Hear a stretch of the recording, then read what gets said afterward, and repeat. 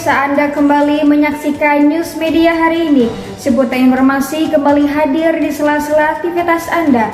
Bersama saya, Dehra Ningsih, akan menemani Anda selama 5 menit ke depan dengan informasi yang menarik, aktual, dan terpercaya. Rabu 23 November 2024, berikut informasi selengkapnya. Pemirsa, pada pertemuan ke-6 di mata kuliah Teknik Reportase dan Investigasi Berita, jurusan Komunikasi dan Penyiaran Islam, Fakultas Dakwah, Universitas Islam Negeri Sultan Maulana Hasanuddin Banten, telah melaksanakan pertemuan ke-6 mereka. Pada pertemuan ke-6 ini merupakan pertemuan ketiga kalinya melakukan presentasi kelompok, yang mana membahas terkait jurnalisme investigasi, menelusuri sejarah, proses, dan perbedaannya. Baik pemirsa, sekarang kita sudah terhubung dengan reporter kita, ada rekan saya Dian, yang akan menjelaskan lebih dalam mengenai pembahasan jurnalisme investigasi pada pertemuan ke-6 di mata kuliah Teknik Reportase dan Investigasi Berita. Berikut informasi selengkapnya.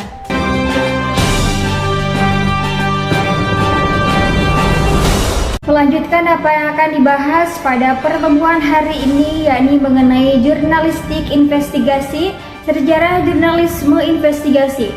Istilah investigasi pertama kali digunakan oleh Nellie Bly pada tahun 1890 yang menyelidiki kehidupan pekerja di bawah umur di pabrik. Investigasi sebagai respon terhadap kebutuhan yang tidak diungkapkan oleh pemerintah. Baik pemirsa, seperti padanya, pembelajaran dimulai dengan penampilan per kelompok yang maju untuk melakukan kegiatan reportase atau news anchor. Penampilan kali ini cukup berjalan dengan baik. Terlihat kelompok yang maju pada hari ini sudah mempersiapkan semaksimal mungkin sebelum mereka maju di depan kelas. Pada abad ke-20, istilah muckraking digunakan untuk wartawan yang menyelidiki dan mengungkap korupsi politik dan bisnis, seperti yang dilakukan oleh Tarbell dan Lee Colin Stephens. Tahapan-tahapan jurnalisme investigasi.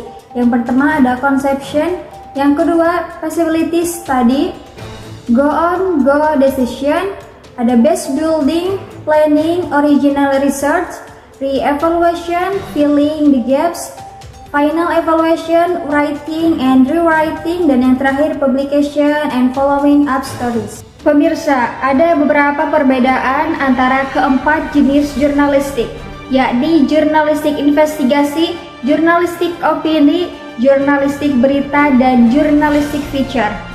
Baik, jurnalistik investigasi merupakan penyelidikan dengan tujuan mendapatkan jawaban dari pertanyaan dan tujuan penyelidikan tersebut.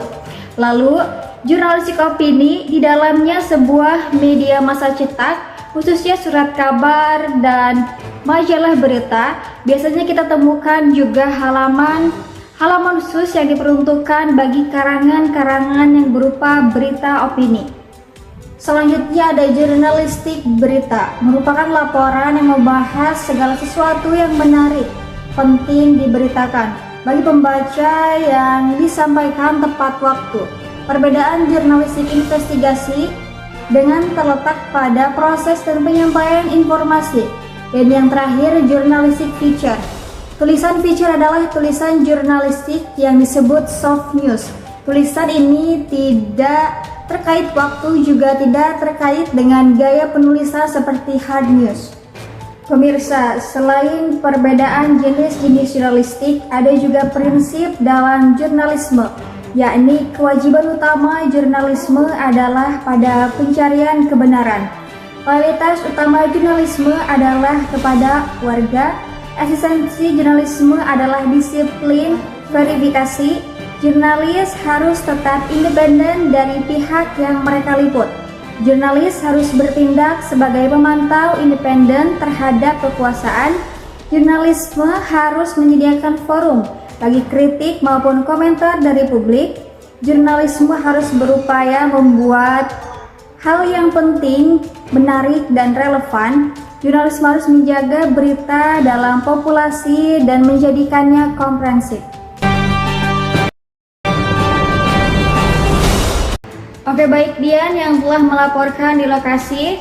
Pemirsa, berita tadi sekaligus menutup jumpa kita pada hari ini. Saya Diretno Ningsih beserta kru yang bertugas mohon pamit undur diri. Terima kasih dan sampai jumpa.